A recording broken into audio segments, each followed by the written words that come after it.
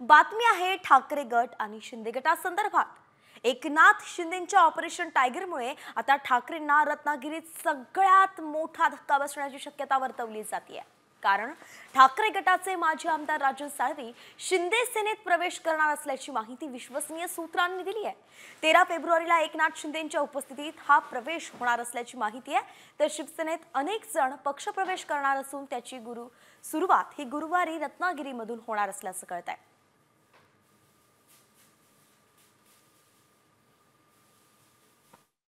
या संदर्भामध्ये माझी अजून एकनाथ शिंदे साहेबांची चर्चा झालेली नाही। आम्ही याच्यावर सविस्तर चर्चा करू। त्याच्यानंतर ते पक्षामध्ये येत असताना त्यांच्या काय इच्छा आकांक्षा आहेत त्याच्यावर देखील चर्चा होणं गरजेचं आहे।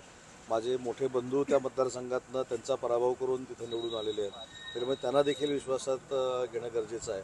या सगळ्या गोष्टीचा विचार झाल्यानंतरच माननीय एकनाथ शिंदे साहेब तिथे राजन साळवी साहेब हे एकनाथ शिंदे साहेबांच्या संपर्कामध्ये होते आणि आहेतही, परंतु मला असं वाटत नाही की एकनाथ शिंदे साहेब यांना पटकन पक्षामध्ये घेतील, पक्षामधलं एखाद्या विधान परिषदेची जागा देतील आणि महामंडळ देतील।